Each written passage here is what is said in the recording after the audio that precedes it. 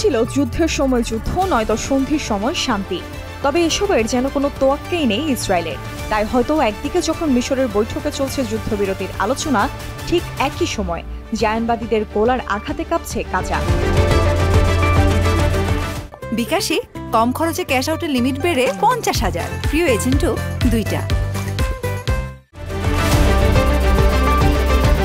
শেষমেশ যখন শর্ততে সম্মত হলো গাজার স্বাধীনতাকামী গোষ্ঠী হামাস, তখন নেতানিয়াহু প্রশাসন বলছে আরও আলোচনার সময় চায় তারা। আর সে আলোচনা চলাকালীন চলবে রাফায় আগ্রাসন। এ যেন ধরি মাছ না ছুঁই পানি, এ যেন সভ্য যুগে যুদ্ধনীতিকে বৃদ্ধাঙ্গুলি দেখানোর অসভ্যতা। গোটা বিশ্বই বর্তমানে সমালোচনা করছে এই ইসরায়েলের দ্বৈতনীতি। তবে সরাসরি মুখ খুলেছে ইরান। সাফ জানিয়েছে দক্ষিণ গাজার রাফা অঞ্চলে ইসরায়েলের অনুপ্রবেশ শান্তি প্রতিষ্ঠায় আন্তর্জাতিক যত প্রচেষ্টা আছে সেসবের মুখে লাগিয়েছে চুনকালি।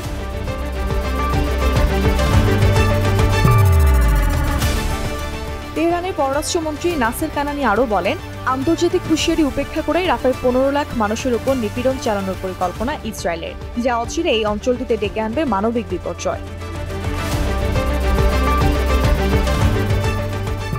রাফা গাজার সর্বদক্ষিণের অঞ্চল। উপত্যকাটিতে ত্রাণ কিংবা যে কোনো সহায়তার একটি বড় রুটও এই রাফা ক্রসিং।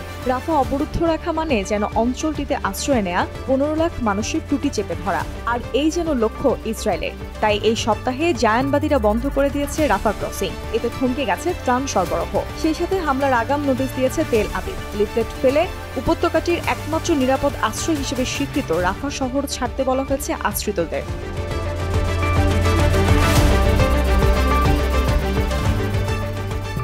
এরই নিন্দা জানিয়ে কানানি বলেন, তেল আবিবের এই বর্বর পদক্ষেপ শুধু গাজা নয়, আন্তর্জাতিক শান্তি ও নিরাপত্তার জন্য হুমকি স্বরূপ।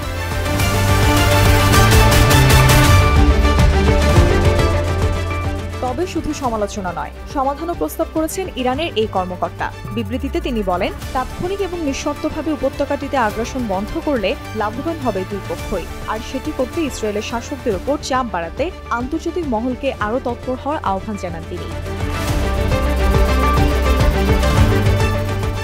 ইসরায়েলের বিরুদ্ধে যতবার মুখ খোলে ইরান, বাদ চায় না চিরশত্রু যুক্তরাষ্ট্র। এবারও হয়নি এর কোনো ব্যতিক্রম। কানানি বলে, রাফাতে যুদ্ধাপরাধ ও রক্তপাতের দায় বর্তাবে ওয়াশিংটনের উপর।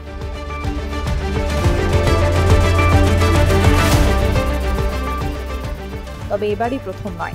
ইসরায়েলের বিরুদ্ধে যুদ্ধের শুরু থেকে সরব ইরান। 7 অক্টোবরে হামাসের আল আকসা ফ্লাড অভিযানের সমর্থনে হামাসের পাশে দাঁড়ায় তেহরান। এমনকি লেবাননের হিজবুল্লাহ, ইরাকের কাতাইব হিজবুল্লাহ সহ ইসলামিক রেজিস্ট্যান্সের একাধিক গোষ্ঠী এবং ইয়েমের হুথিদের চলমান প্রতিরোধের নেপথ্যে নায়ক হিসেবে ভাবা হয় ইরানকে। ফলে সিরিয়ায় ইরানি দূতাবাসে হামলা চালিয়ে দেশটির শীর্ষ জেনারেলকে হত্যা করে ইসরায়েল।